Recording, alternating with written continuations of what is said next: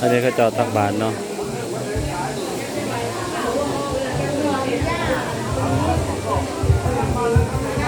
ตักบาทอยู่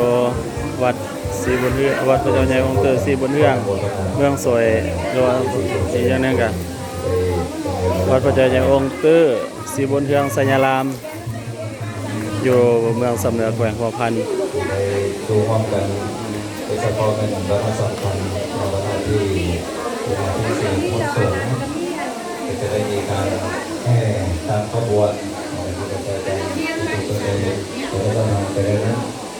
เพราะฉะนั้นสถานที่ว่าพระศรีมาไปที่มันใส่แล้วบ่ยังบ่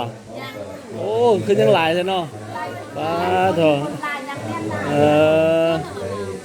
ตัวสถานที่ตัวสถานที่ว่าพระศรีมานี้จะได้มีอานุสงส์การน้อยการเป็นโยมหลายท่านที่จะได้ร่วมกันพัฒนา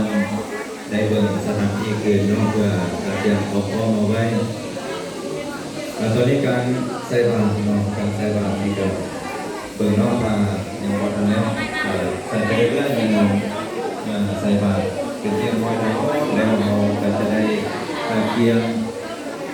ในการแห่งดสงฆ์ศิลาพิเศษเพื่อต่อเนื่องแล้วก็จะได้ขึ้นมาพระนศีมาอีกแค่นั้นได้มาขึ้นมาฟังการนั่งใบปากนามในการศิลาพิเศษอาจารย์ลำพันธ์บุญมีชัยประธานประสบแผนหอพันที่ถึงพระนศีมาอีกแค่นั้นเพราะฉะนั้นญาติโยมท่านทั้งหลายที่ได้มาร่วมกันทำทุกท่านทุกคนก็เอายอดบุญร่วมกันกันเด้ออย่าเอาหากันกลับเด้ออยู่ร่วมกันยอดบุญนั้นยังบริโภคได้เลยเนี่ยแต่ตอนที่เราแห่งดสงฆ์แล้วก็ได้ไปงดสงฆ์ทางพระอาจารย์องค์ที่ถืองดก็เป็นพระอาจารย์ลำพันธ์เพราะฉะนั้นการงดสงฆ์ก็คือ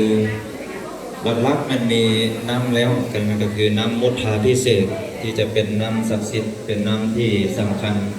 ยิ่งครูอาจารย์ธรรมดาของพระเจ้าใหญ่องค์ตื้อภาคสองนั้นมีทางการนำการจะบอกที่เป็นแต่